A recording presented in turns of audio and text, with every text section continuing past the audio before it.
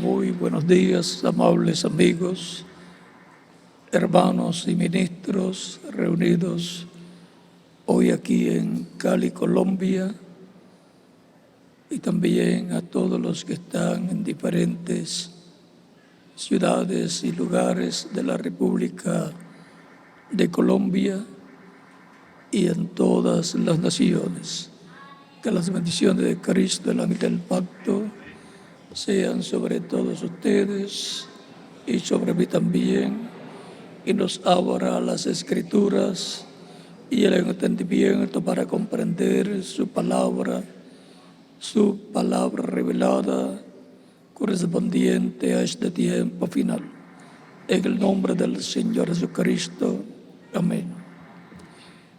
Es para mí un privilegio grande y motivo de alegría estar con ustedes en esta ocasión.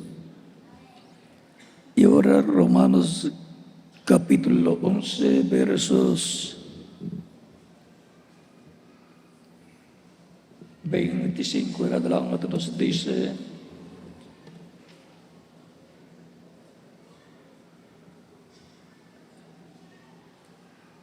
porque no quiero, hermanos, que ignoréis este misterio, para que no seáis arrogantes en cuanto a vosotros mismos, que ha acontecido Israel, endurecimiento en parte, hasta que haya encontrado la plenitud de los gentiles.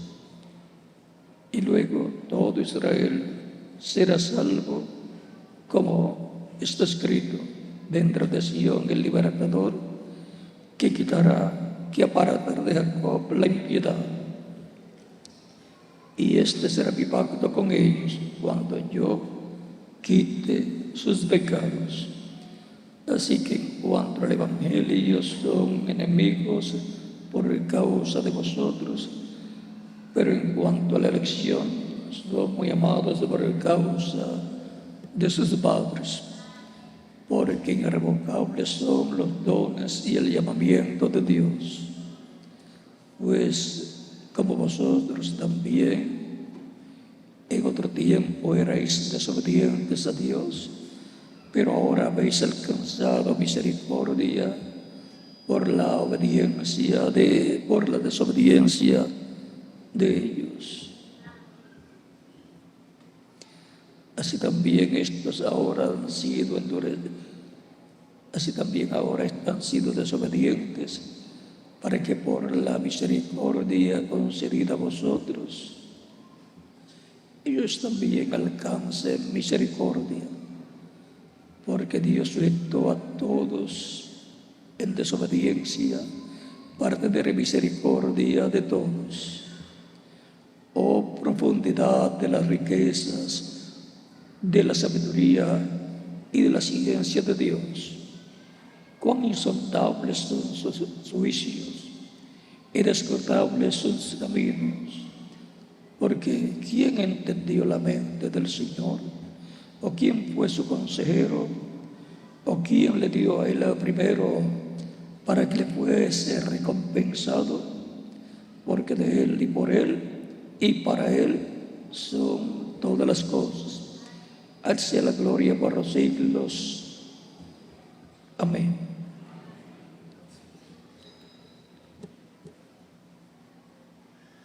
Y tomando del capítulo 11, el verso 26 al 27, que dice: y luego todo Israel será salvo, como está escrito: dentro de Sion el libertador, que aparta de Jacob la impiedad.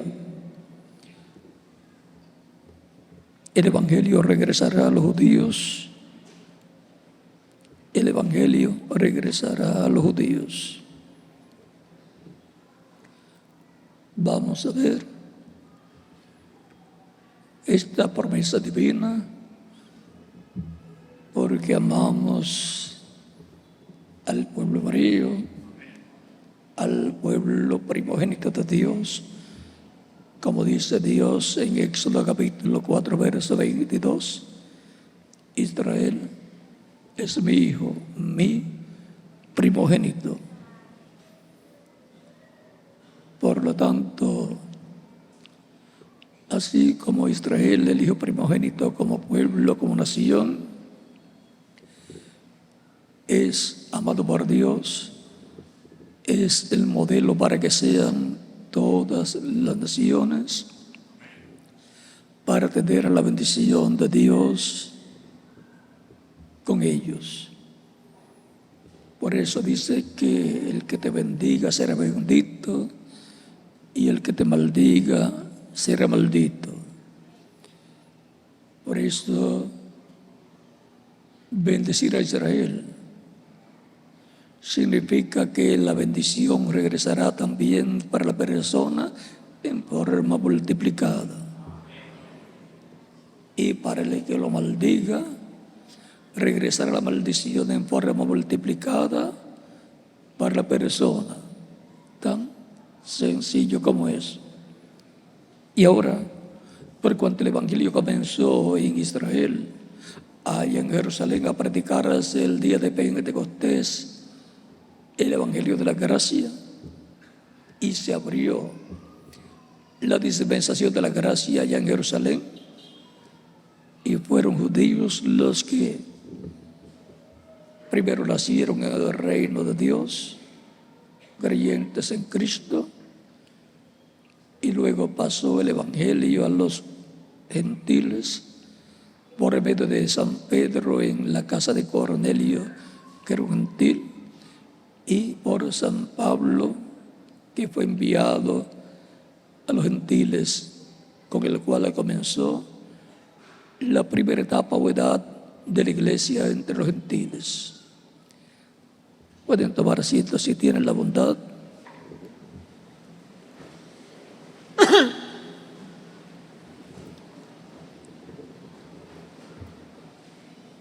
En el concilio de Jerusalén, cuando la iglesia se reunió con los apóstoles, en donde estuvo también San Pablo, encontramos que San Pablo informó que los gentiles estaban recibiendo el Evangelio de Cristo y siendo bautizados en agua en el nombre del Señor Jesucristo. Y hubo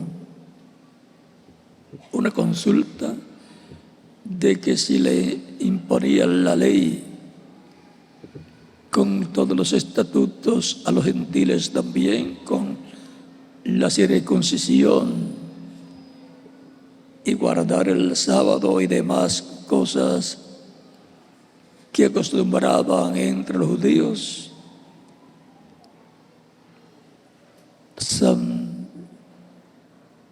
Pedro y Jacobo hablaron al pueblo y a los líderes de la iglesia del Señor Jesucristo, que eran hebreos, y dijeron: ya Saulo o San Pablo ha contado lo que Dios está haciendo. Y luego también San Pedro dijo que Dios había llamado de entre los gentiles un pueblo para su nombre, como Él lo había prometido, y mostró que eso era lo que estaba profetizado que sucedería, que el Evangelio pasaría a los gentiles, de lo cual Cristo había hablado en el capítulo 20 en San Mateo.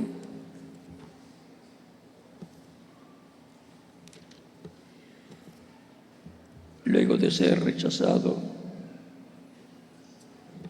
allá en Jerusalén,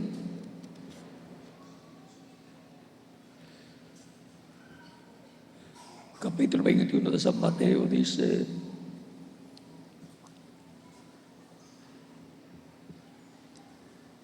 versos de 42 en adelante, Jesús les dijo: ¿nunca leísteis en las Escrituras la piedra que desecharon los edificadores habéis será cabeza del ángulo. El Señor ha hecho esto. Y es cosa maravillosa en nuestros ojos. Por lo tanto, os digo que el reino de Dios será quitado de vosotros y será dado a gente que produzca los frutos de él.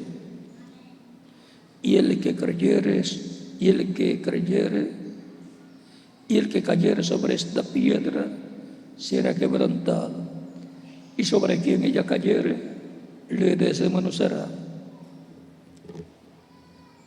La piedra es Cristo, la piedra del ángulo, la piedra que los edificadores, los líderes religiosos de aquel tiempo desecharon. Y el que cayere sobre esta piedra compungido de haber el pecado contra Dios y cayere sobre esta piedra arrepentido de sus pecados, recibiéndolo como Salvador, será quebrantado de corazón y por consiguiente será salvo. Pero sobre quien la piedra cayere, sobre quien ella cayere, le desmenuzará. Y en Daniel capítulo 2 versos 30 al 45, la piedra caerá sobre los vías de hierro de barro cocido de los reinos de los gentiles y los desmenuzará. Los desmenuzará. Y eso es lo que dice sobre quien ella cayere, esa piedra lo desmenuzará. Y Cristo en su segunda venida desmenuzará el reino del anticristo, el reino de los gentiles, que estará en los vías de hierro y de barro cocido. Pero quien cae rendido a las vías de Cristo, recibiéndolo como salvadores, quebrantados de corazón, obtiene el perdón de sus pecados, y Cristo con su sangre lo limpia de todo pecado, es bautizado en el nombre del Señor Jesucristo y Cristo lo recibe y lo bautiza con Espíritu Santo y fuego, produce en la persona el nuevo nacimiento y por consiguiente ha nacido en el reino de Dios, porque el reino ha sido dado a gente que produzca los frutos de los reinos. Por eso los hijos de los reinos representados en el trigo comenzó con judíos y luego continuó con gentiles en las diferentes edades de la iglesia, Asia Menor, Europa, Norteamérica y la América Latina, y de ahí se extendió a muchos países. En cada edad se extendió a diferentes países. Y han estado entrando millones de seres humanos en el reino de Dios, que ha sido dado a la iglesia del Señor Jesucristo. Por eso Cristo decía: no temáis manada pequeña, porque el Padre le ha placido daros el reino. Es la iglesia del Señor Jesucristo, compuesta por los creyentes en Cristo, las piedras vivas que forman el templo espiritual de Cristo. Recuerden que San Pablo dijo: ¿no sabéis que vosotros sois templo de Dios y el Espíritu de Dios se mora en vosotros? Como individuos, los creyentes en Cristo son un templo de Dios, así como Cristo es el templo humano de Dios, donde habitó y habita y habitará Dios en toda su plenitud. Recuerdan cuando Él estuvo hablando frente al templo en el capítulo 2 de San Juan, versos 17 en adelante, donde Él dice: destruyan este templo y en 3 días yo lo levantaré. Pensaban que estaba hablando del templo que estaba frente a ellos, pero estaba hablando de su cuerpo físico, que es templo de Dios.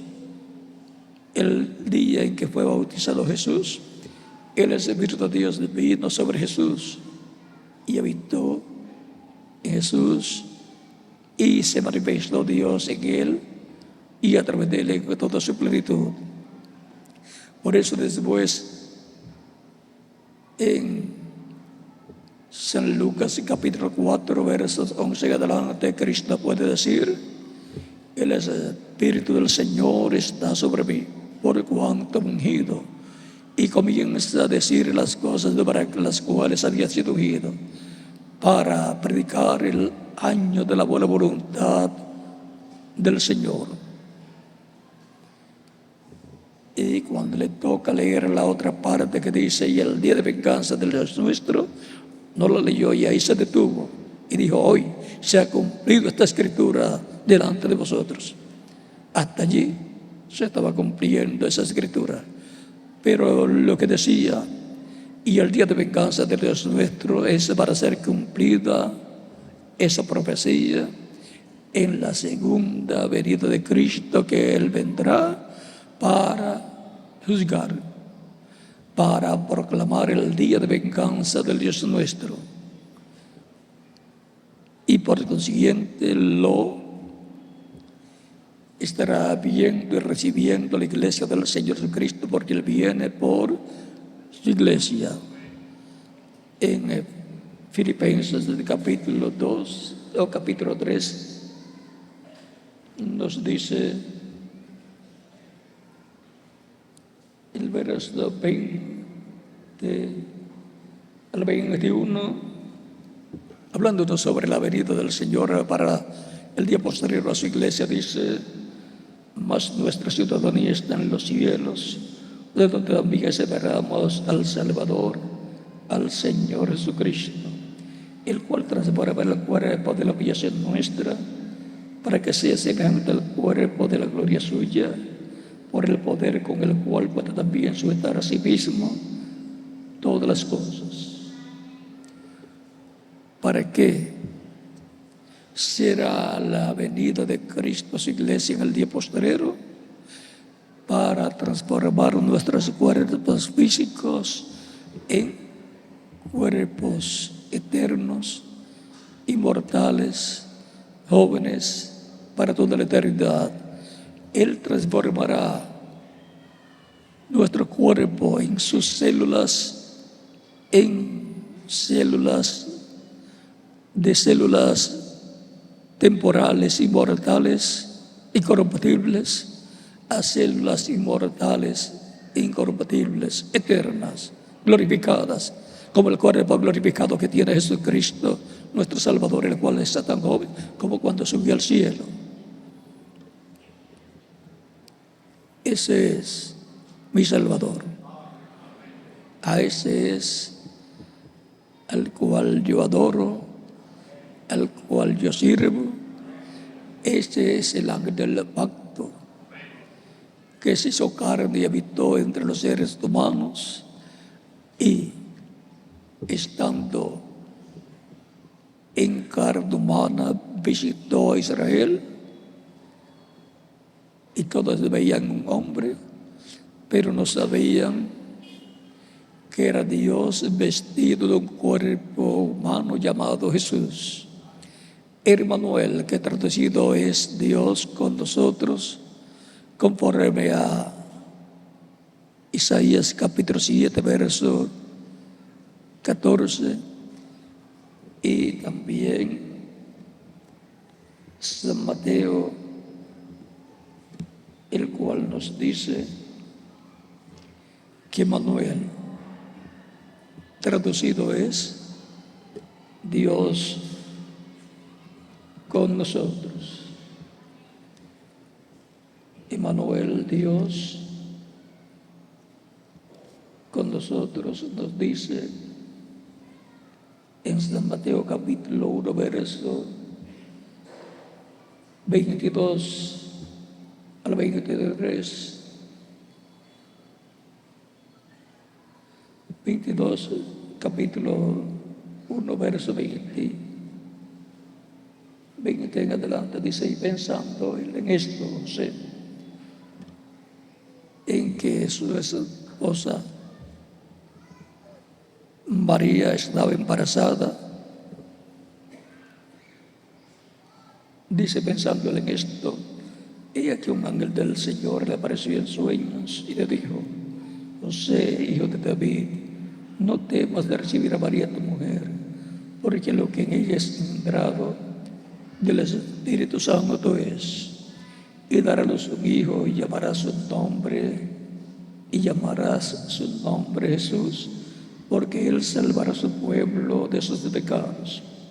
Todo esto aconteció para que se cumpliese lo dicho por el Señor por medio del profeta, cuando dijo: he aquí una virgen concebirá y dará a luz un hijo, y llamará su nombre Emmanuel, que traducido es Dios con nosotros. Emmanuel lo que significa es Dios con nosotros. Y eso se cumplió en Jesús 2000 años atrás. Dios visitando a su pueblo en un templo humano, en un cuerpo humano llamado Jesús, el cual vino en el nombre del Padre, en el nombre de Dios, para redención, para salvación. En hebreo, por supuesto, es Yeshua. Pero vea, el nombre de Dios en Jesús, el cual dijo: yo he venido en nombre del Padre, es tan poderoso que aún traducido a otros idiomas es efectivo. Aunque lo traduzcan al idioma mandarín, que es chino, es efectivo.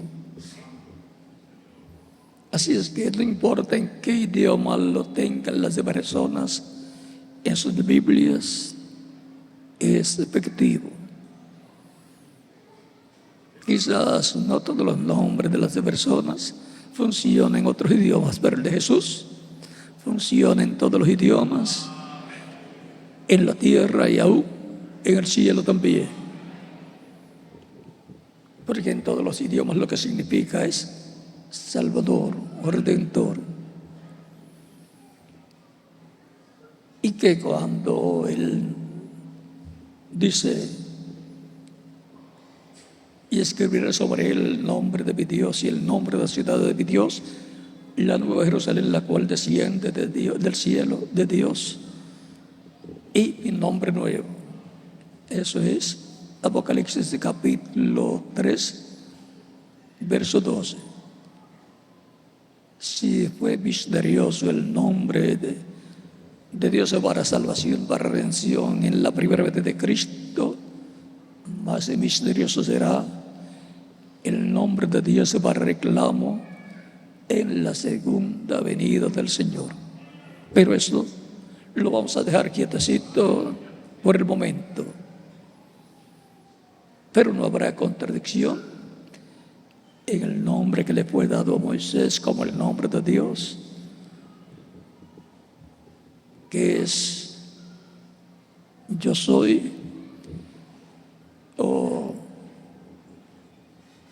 YHWH.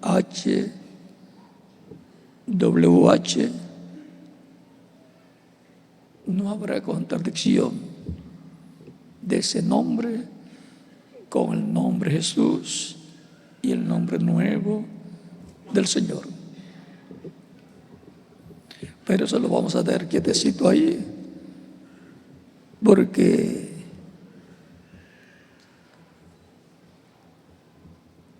eso va a ser abierto cuando el séptimo sello sea abierto a la iglesia, y luego el pueblo hebreo lo va reviniendo con un nombre nuevo, pues no lo reconoció con el nombre Jesús o Yeshua, pero lo va a reconocer con el nombre nuevo. Pero eso es un misterio que será abierto bajo la apertura del séptimo sello de Apocalipsis capítulo 8, verso 1 en adelante. Por eso en Apocalipsis capítulo 19 dice que tiene un nombre que nadie conoce sino el mismo, el cual es el Verbo de Dios. O sea que será la venida de Cristo, del Verbo, en el día postrero con un nombre nuevo. Pero eso, siendo un misterio que todavía no debe ser conocido por el cristianismo y por el pueblo hebreo, lo debemos quietecito hasta que se complete la iglesia del Señor Jesucristo en el día postrero. Y cuando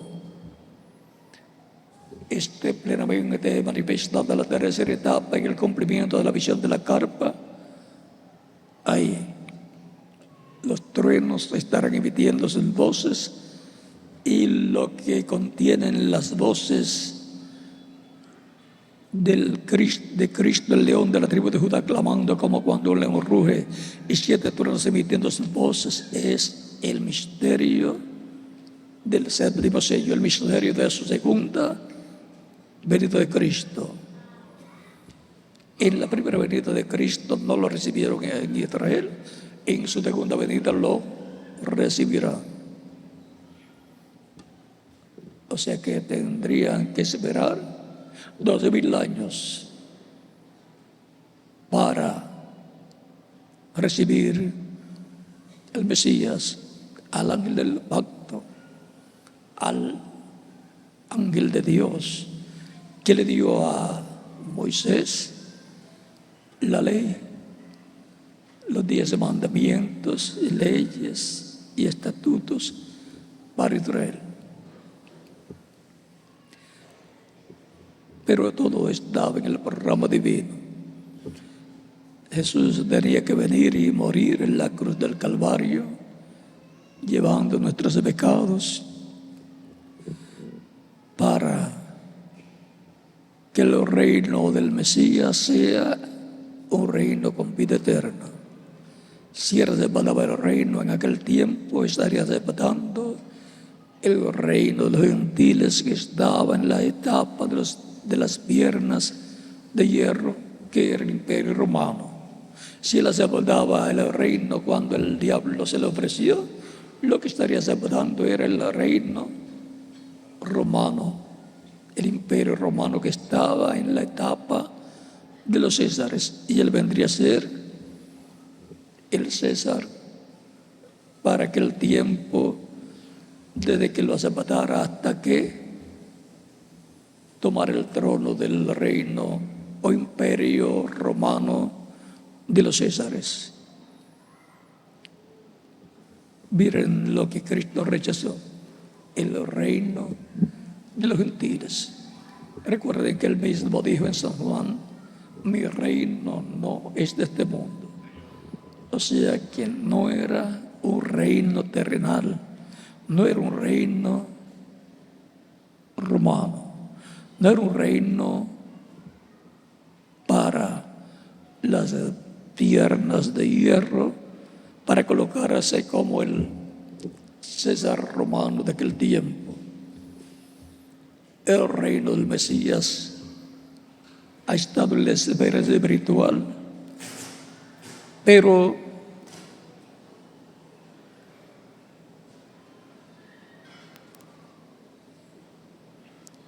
pronto estará en la esfera física, en el reino milenial de Cristo, en donde todos los creyentes en Cristo, así como son reyes, sacerdotes y jueces en el campo espiritual, también lo serán en el campo físico, como miembros del gabinete del reino del Mesías. La Escritura dice que los santos juzgarán al mundo, por lo tanto son jueces, son los miembros del Poder Judicial, del cual Cristo es juez según el orden de Melquisedec, el juez supremo al cual Dios ha puesto por juez de los vivos y de los muertos. Y de ese Poder Judicial yo formo parte. ¿Y quién más? Cada uno de ustedes también.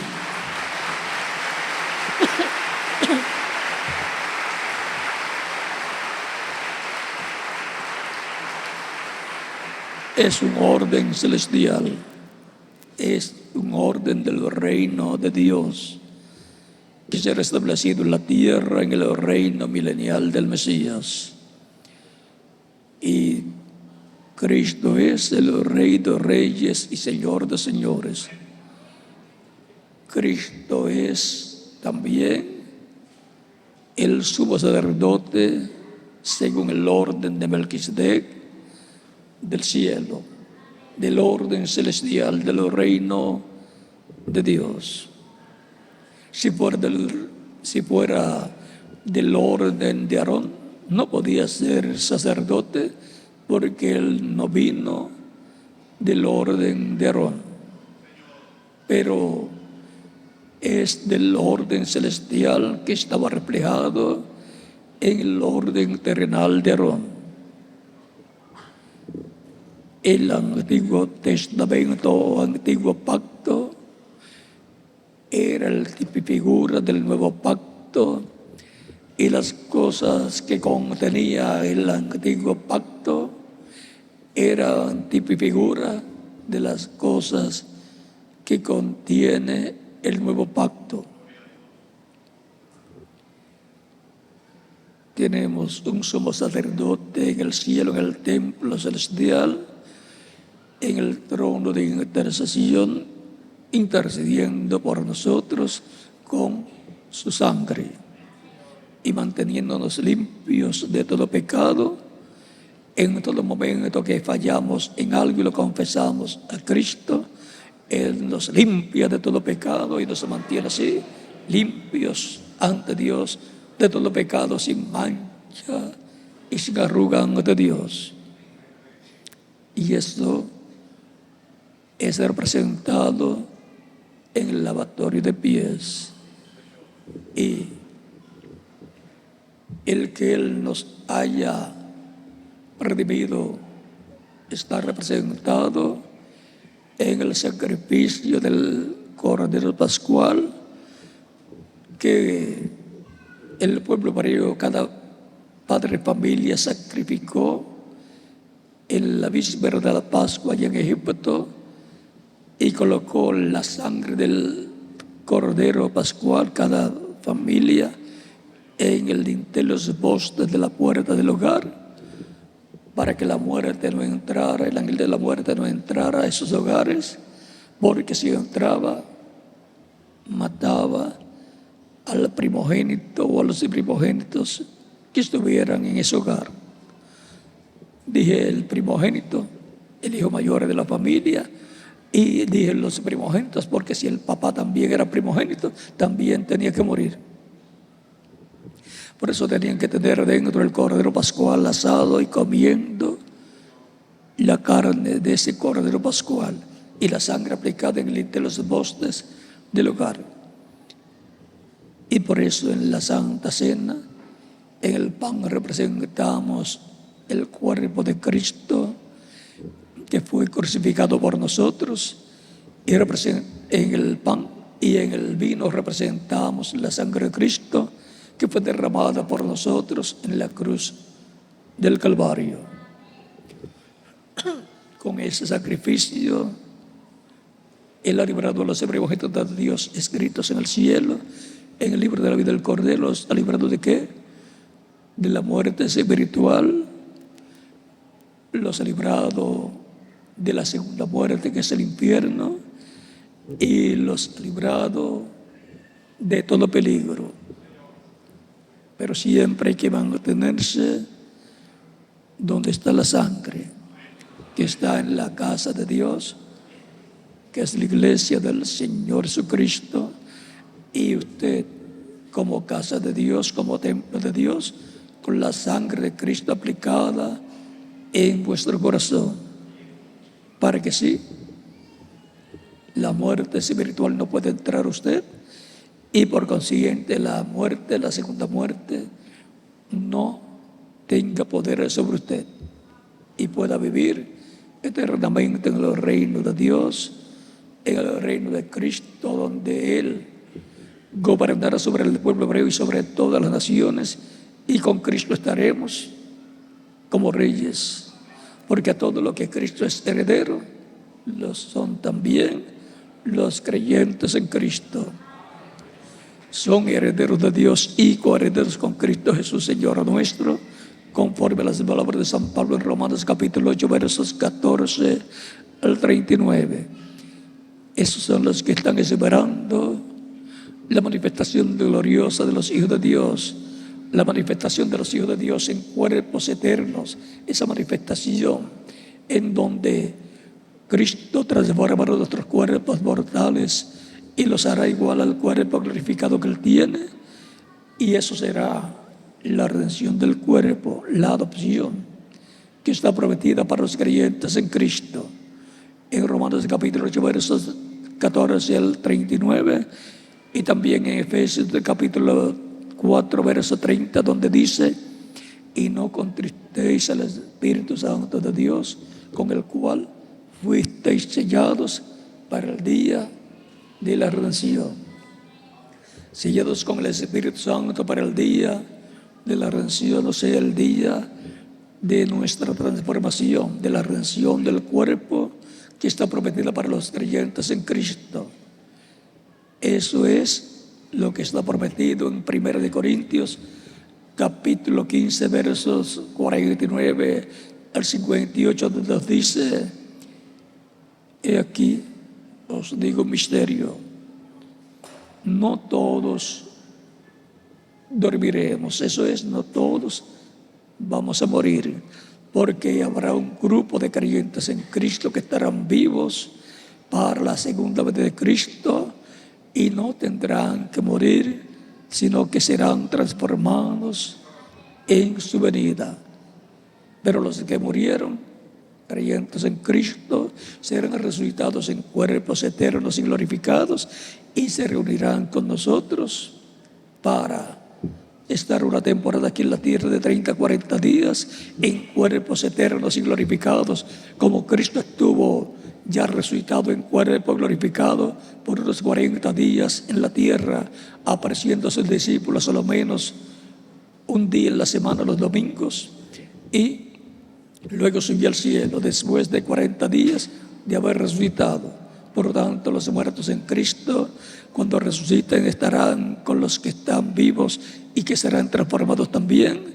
Estarán una temporada quizás de 30 a 40 días, y después iremos con Cristo a la cena de las bodas del Cordero. Tan sencillo como eso lo expone el apóstol Pablo en 1 Corintios capítulo 15, versos 49 al 58, y 1 de Tesalonicenses capítulo 4, versos 11 al 21. Y la lectura que les di de Filipenses capítulo 13, versos 20 al 21. Sabemos para qué es la segunda venida de Cristo. Sabemos por qué lo estamos esperando, porque Él prometió volver para transformar nuestros cuerpos y para resucitar a los muertos creyentes en Él, los cuales vendrán con Él en su segunda venida, porque Él pasará por el paraíso. Él actualmente se encuentra por 2000 años, alrededor de 2000 años, en la séptima dimensión, haciendo intercesión como sumo sacerdote. Los que han partido creyentes en Cristo están en la sexta dimensión, esperando por la venida del Señor en el paraíso, así como cuando Él murió, luego de ir al infierno, Él pasó por el paraíso de aquel tiempo donde estaban Abraham, Isaac, Jacob, los patriarcas y los santos del antiguo pacto, del Antiguo Testamento, y el día de resurrección, domingo en la mañana, bien temprano, resucitó, y con él los santos que habían dormido, que habían muerto físicamente. Eso está en San Mateo capítulo 27, versos 50 al 55. Y aparecieron a muchos en la ciudad de Jerusalén. Y cuando Cristo ascendió al cielo, subieron con él los santos del Antiguo Testamento. Ahora verán por 40 días apareciéndole a sus familiares los santos del Antiguo Testamento. Muestra que los santos del Nuevo Testamento van a aparecer también a los creyentes en Cristo de este tiempo final, y sobre todo a sus familiares. Por lo tanto, si hay alguna persona creyente en Cristo tiene un familiar que partió, ya sea su padre, su madre, su hermano, su hermana o algún familiar cercano, sepa que cuando él regrese, aunque fuera él un anciano o una anciana, cuando regrese usted no va a ver una ancianita o un ancianito, sino que va a ver una persona joven que representará de 18 a 21 años de edad. Así será como resucitarán en la segunda venida de Cristo los santos del Nuevo Testamento, del Nuevo Pacto. Y los que vivimos seremos transformados cuando los veamos.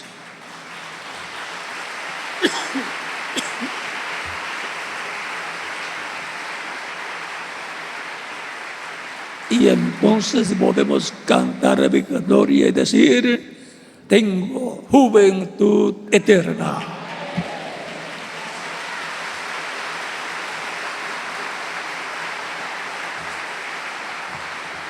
En alma, espíritu y cuerpo.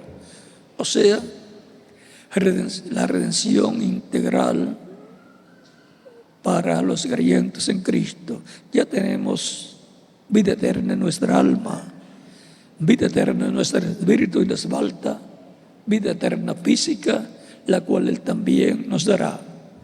La más difícil era la vida eterna para el alma. Y como eso es lo más importante, luego Él tiene que darle a los creyentes en Él un cuerpo eterno espiritual, y luego un cuerpo eterno físico también. Con el nuevo nacimiento le da el cuerpo eterno espiritual, y con la resurrección de los muertos y transformación de los vivos les dará el cuerpo físico eterno y joven para toda la eternidad. Y ser un cuerpo perfecto. ¿Sabe qué cuerpo será? El que Dios pensó desde antes de la fundación del mundo para darle a todos sus hijos e hijas que Él tendría y enviaría a nacer en esta tierra. O sea, que no se preocupe de cómo va a ser el cuerpo, va a ser como Dios lo pensó, lo diseñó para mí y el de ustedes, conforme como Él lo diseñó para cada uno de ustedes.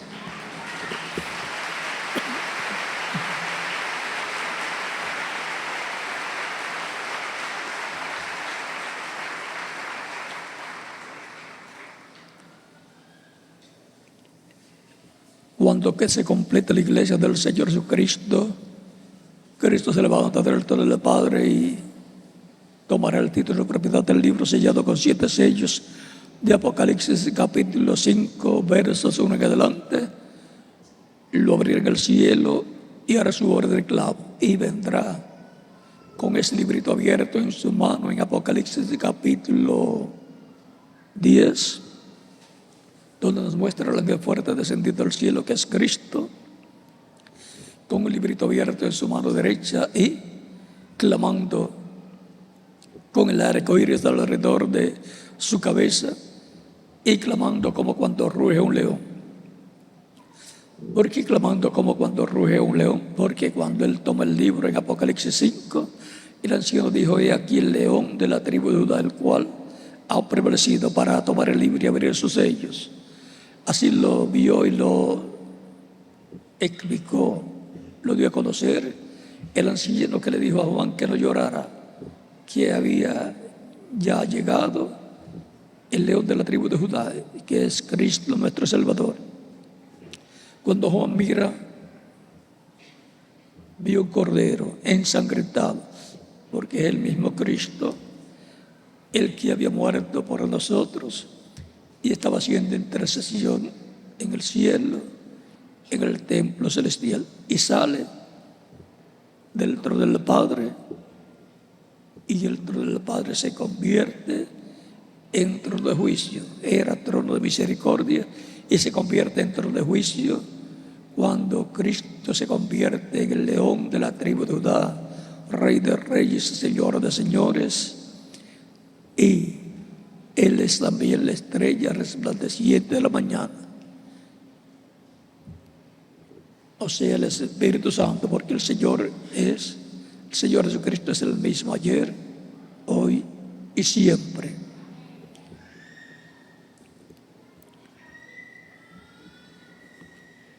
Es importante conocer estos símbolos apocalípticos, los cuales también se encuentran en el libro del profeta Daniel, en el libro del profeta Zacarías, en el libro de Jeremías y también de Ezequiel y otros libros bíblicos de la Biblia. Todo está representado en símbolos, en tipos y figuras en el Antiguo Testamento y luego también en el libro del Apocalipsis. El Evangelio no puede ir a los judíos hasta que no se complete la iglesia del Señor Jesucristo. Lo de ellos está seguro. Nosotros tenemos que trabajar para que se complete la iglesia del Señor Jesucristo. Por eso Él dijo: id por todo el mundo y predicad el Evangelio a toda criatura. El que creyere y fuere bautizado será salvo, mas el que no creyere será condenado. Tan sencillo como eso: o cree y eres salvo, o no crees y serás condenado. Esa es la palabra de Cristo. O sea, que no le podemos ni añadir ni quitar a las palabras de Cristo. Así es. Cristo dijo: mis palabras, los cielos y la tierra pasarán, pero mis palabras no pasarán. Por lo tanto, como Él dijo, así es. Y Él es el que Dios ha puesto como juez de los vivos y de los muertos. Por lo tanto, Jesucristo es la persona más importante en el cielo y en la tierra, porque Él es el ángel del pacto, el que estableció el pacto con el pueblo hebreo allá en el monte Sinaí, y lo dio a conocer a través del profeta Moisés. Y luego viene en carne humana 2000 años atrás y es llamado Jesús para establecer el nuevo pacto. Por eso dice, tomando la última cena con sus discípulos, da gracias al Padre, parte el pan y da a sus discípulos para repartirlo a las demás personas. Y les dice: comed, esto es mi cuerpo que por vosotros es partido. Haced esto en memoria de mí. Y tomando la copa de vino, da a sus discípulos y dice: tomad de ella todos, porque esto es mi sangre del nuevo pacto, que por muchos es derramada para remisión de los pecados. Nos habla del nuevo pacto que estaba prometido en Jeremías capítulo 31, versos 31 al 36. Dentro del nuevo pacto es que están los creyentes en Cristo. Por eso, lo que fue tipificado en el antiguo pacto, antiguo testamento, se hace una realidad en el nuevo pacto, en el Nuevo Testamento. Y ahora la circuncisión es acá, en el corazón.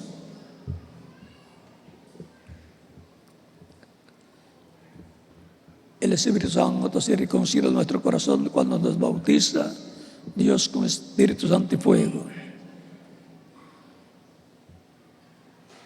Y ahora, ¿cuándo regresará el Evangelio a los judíos? Cuando la iglesia del Señor Cristo se haya completado. De esto habló el reverendo William Branham en una ocasión, allá cuando predicó acerca de las 7 etapas o edades de la iglesia del Señor Cristo. Y nos dice: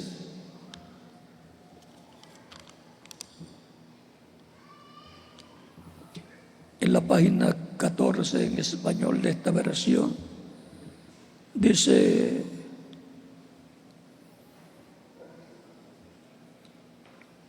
era tiempo para que Dios, el Mesías, volviera a llevar a su novia y entonces presentarse, hacerse conocer a Israel. Así que vemos a Dios viniendo nuevamente para tomar una relación humana con el hombre, como hijo de David, rey de reyes y señor de señores, y como el novio de la novia gentil. No son 2 dioses, sino simplemente un solo Dios manifestando sus poderosos oficios y títulos triples.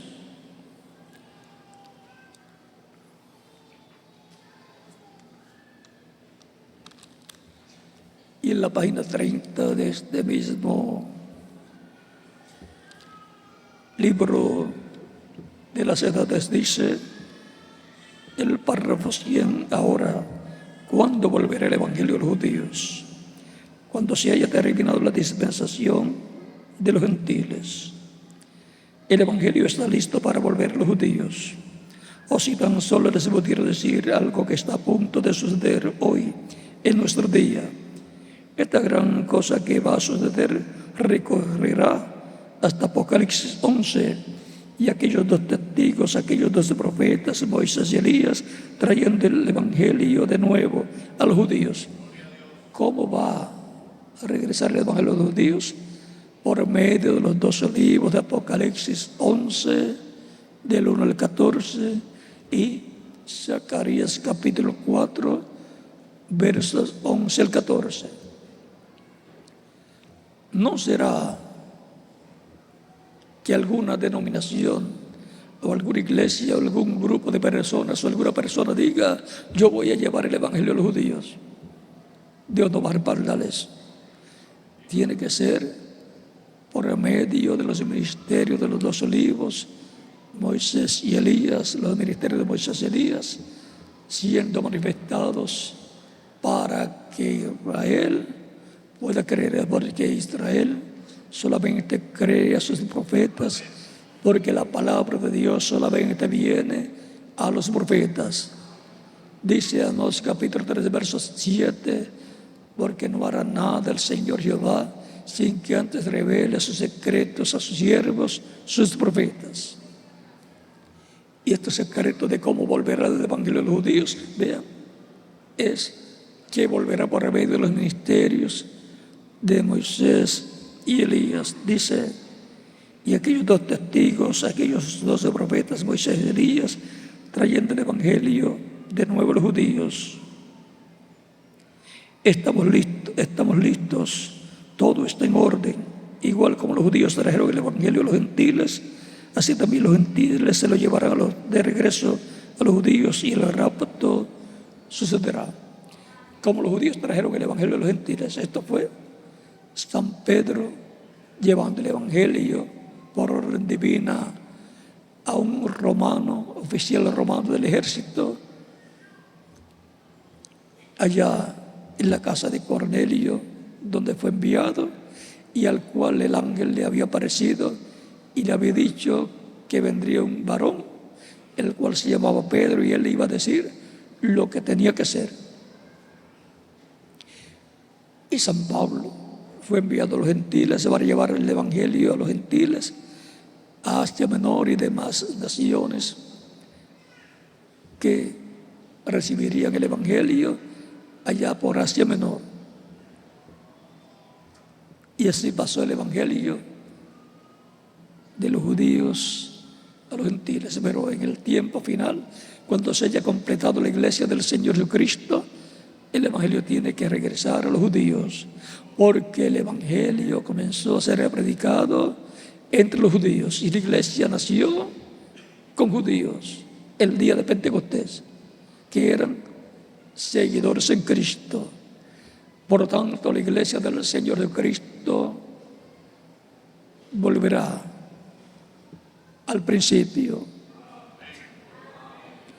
No vamos a explicar mucho, pero después de la séptima etapa de la iglesia que se cumplió en Norteamérica, representada en la iglesia de la Odisea del capítulo 3 del Apocalipsis, luego de esa etapa, donde su mensajero fue el reverendo William Branham, así como el mensajero de cada etapa de la iglesia, de sus 7 etapas, fue colocado en el territorio donde se llevaría a cabo esa etapa, y de ahí se extendería a otras naciones. San Pablo fue el primero de los mensajeros de las 7 edades de la iglesia, y estuvo su territorio en Asia Menor. Luego hubo 5 mensajeros para las 5 etapas siguientes de la iglesia que se cumplieron en Europa. Y luego, para la séptima etapa de la iglesia entre los gentiles, que sería en Norteamérica, hubo un mensajero también, el reverendo William Branham, del cual da testimonio la Biblia, da testimonio la iglesia del Señor Jesucristo. Yo doy testimonio también de que él fue el Elías que tenía que venir para precursar la segunda venida de Cristo, conforme a Malaquías capítulo 4, versos 4 al 6. Pero Elías regresará nuevamente, o sea, el ministerio de Elías en otro hombre, regresará a la tierra para llevar el evangelio a los judíos. Si lo va a llevar de los gentiles a los judíos, va a aparecer primeramente ese ministerio entre los gentiles y el ministerio de Moisés también, para tomar el evangelio, las buenas nuevas de salvación, para darlas a conocer a todos los seres humanos. E Israel, cuando vea al Señor viniendo por su iglesia, dirá: este es el que nosotros estamos esperando. Esa es la forma en que el evangelio regresará a los judíos.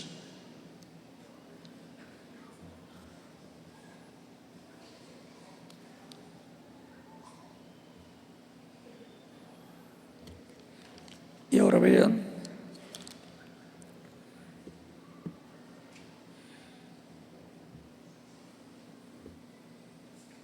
Él aparecerá, el Mesías, como el José, tipificado en José, el cual tenía la bendición de la primogenitura, la cual fue hablada por Jacob cuando bendijo a Efraín y a Manasés, hijos de José. La bendición de la primogenitura corresponde a José.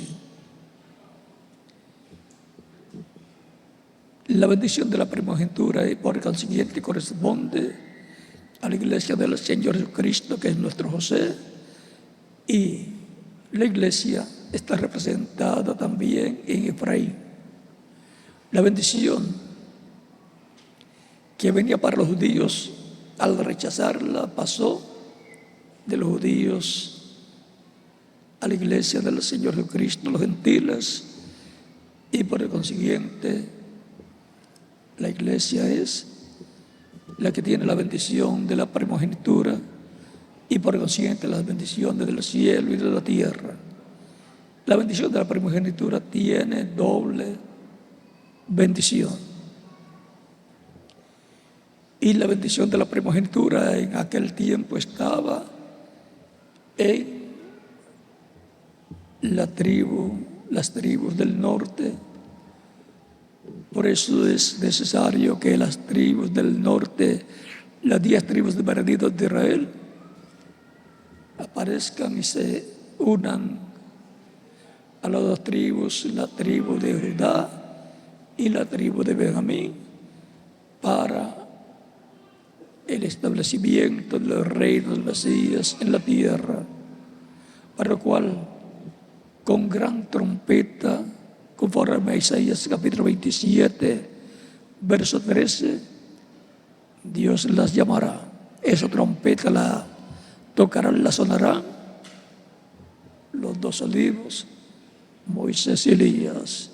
Los ministerios de Moisés y Elías, repitiéndose en el día postrero, estarán llamando y juntando a los escogidos de Dios del pueblo hebreo, que son 144,000 hebreos, 12,000 de cada tribu. Y así es como se cumplirá Apocalipsis capítulo 7, donde el ángel que viene con el sello del Dios vivo, o sea, con el Espíritu Santo, llamará y juntará 144,000 hebreos, 12,000 de cada tribu. También van a aparecer las vírgenes insensatas que tendrán que pasar por la gran tribulación.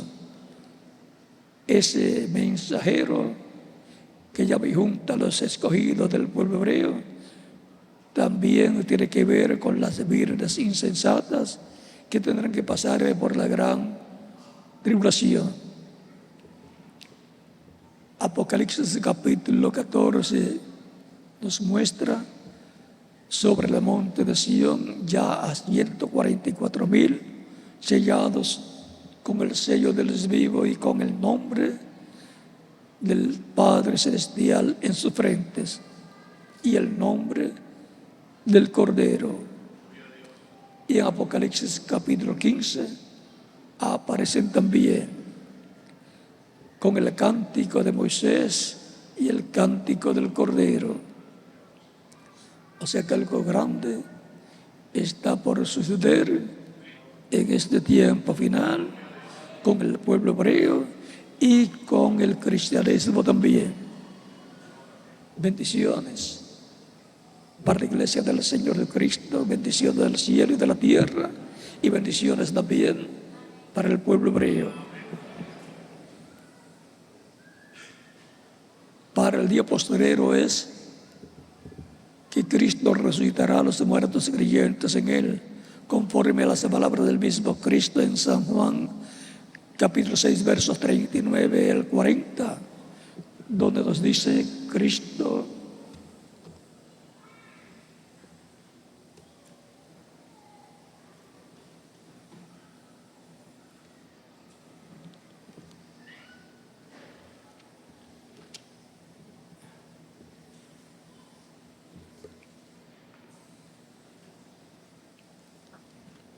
estamos celebrando la resurrección de los muertos y la transformación de los vivos, porque es una promesa de Dios y que Cristo ha confirmado, y los apóstoles también, y por consiguiente el Espíritu Santo ha confirmado, porque el Espíritu Santo fue enviado para recordar todas las cosas que Cristo dijo y para darnos a conocer las cosas que han de venir. Viene dando testimonio de Cristo, viene dando testimonio de la verdad. Él nos enseñará todas las cosas que han de suceder. Y ahora en el capítulo 6, versos 39 en adelante de San Juan dice: y esta es la voluntad del Padre, el que me envió, que de todo lo que me diera no pierda yo nada, sino que lo resucite en el día postrero. Y esta es la voluntad del que me ha enviado, que todo aquel que ve al Hijo y cree en Él tenga vida eterna, y yo le resucitaré en el día postrero. Son palabras de Cristo, palabras que nos suben la fe al nivel más alto y la esperanza. En el capítulo 11 de San Juan también dice: cuando Jesús está hablando con Marta, la hermana de Lázaro, que había muerto y ya llevaba 4 días de estar sepultado, de haber muerto, dice, capítulo 11, verso 23 de San Juan, verso 23 en adelante, dice: Jesús le dijo, tu hermano resucitará. Marta le dijo, yo sé que resucitará en la resurrección, en el día postrero. Ella sabía que la resurrección es para el día postrero, y el día postrero delante de Dios y para los seres humanos son 1000 años. El 7º milenio de Adán hacia acá. Le dijo Jesús, yo soy la resurrección y la vida. El que cree en mí, aunque esté muerto, vivirá. Y todo aquel que vive y cree en mí, no morirá eternamente. ¿Crees esto? Le dijo, sí, Señor. Yo he creído que tú eres el Cristo, el Hijo de Dios que has venido al mundo. Y nosotros lo creemos también.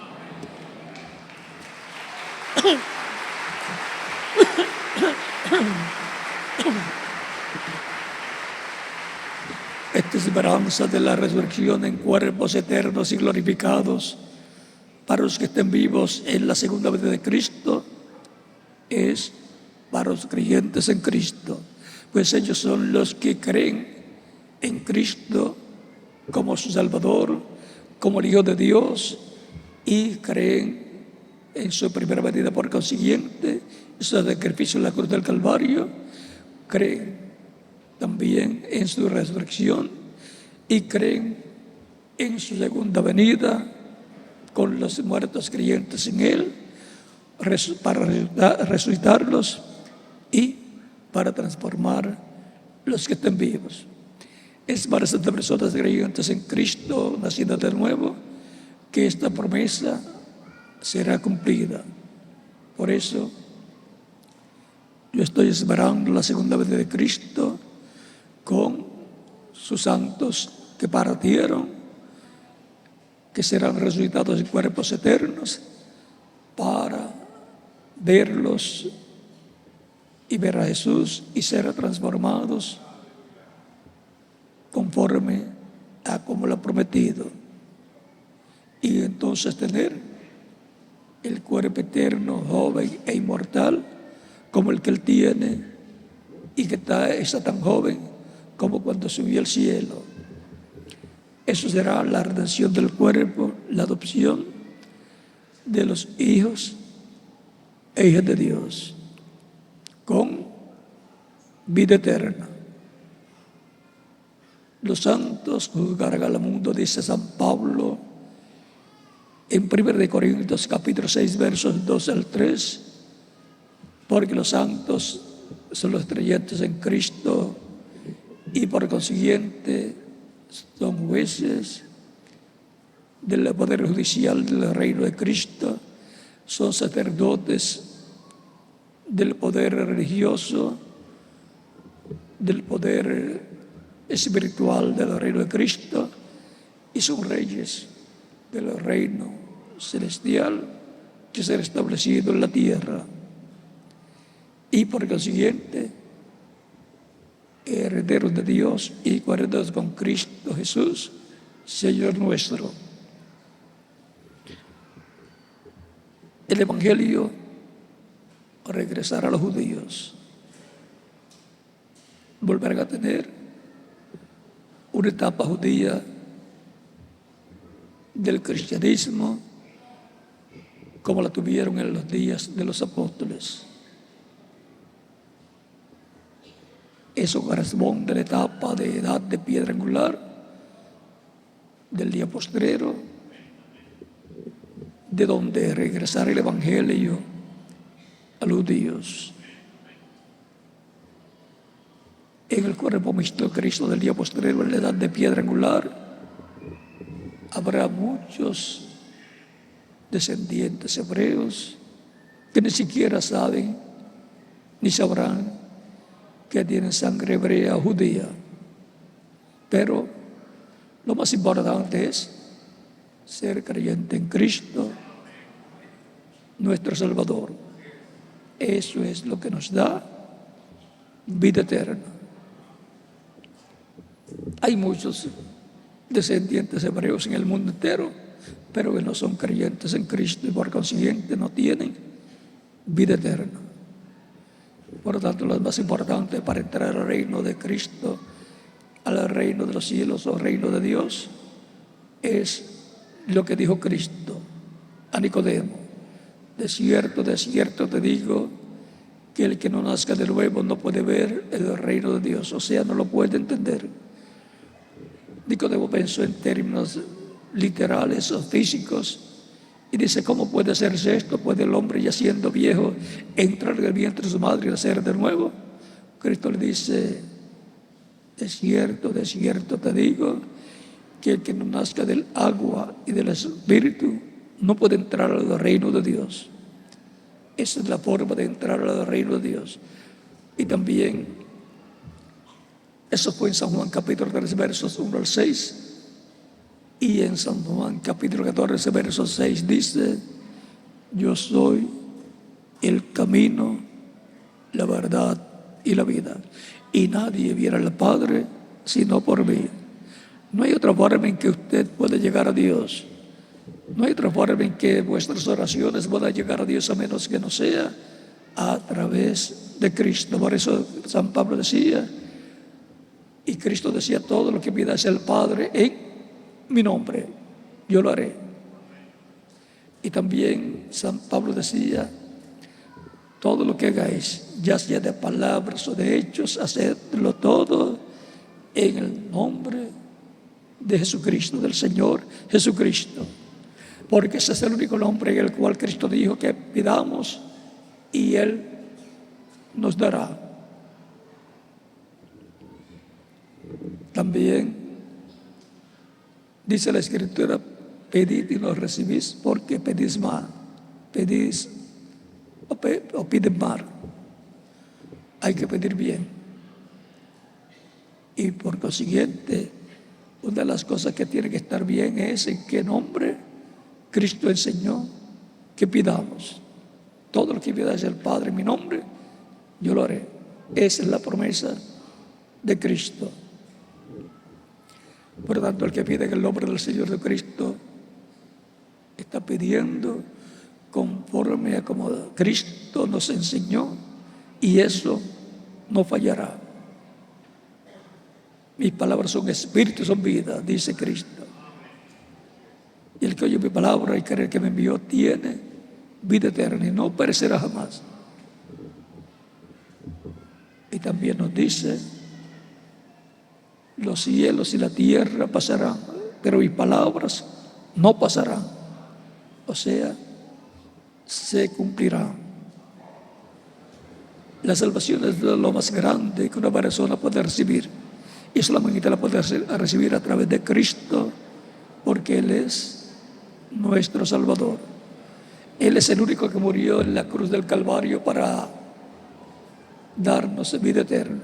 Él es el único que llevó nuestros pecados, por lo cual se hizo mortal y pagó por nuestros pecados. Lo que usted y yo teníamos que sufrir, lo sufrió Cristo en la cruz del Calvario. En aquellos días,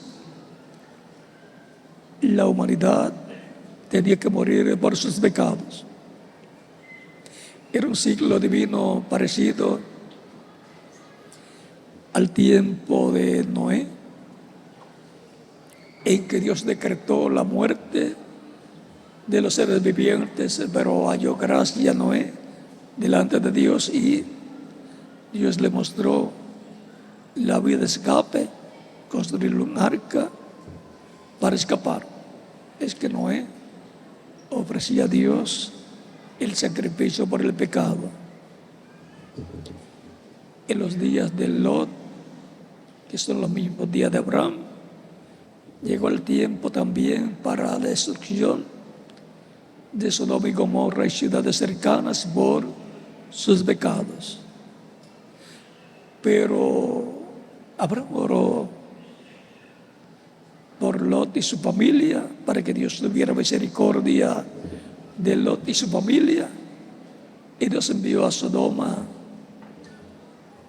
a 2 ángeles, Gabriel y Miguel, para que sacaran a Lot y su familia de Sodoma y destruyeran a Sodoma y Gomorra y ciudades cercanas.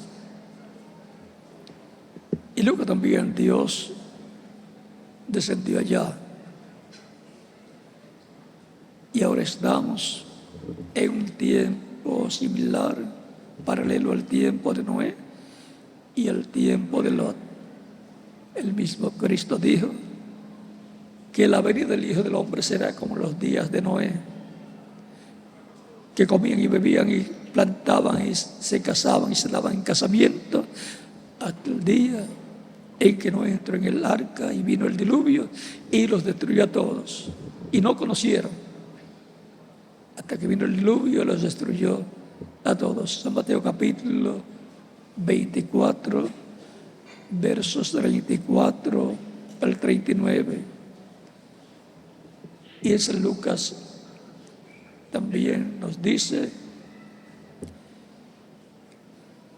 cómo fue en los días de Noé y cómo fue en los días de Lot.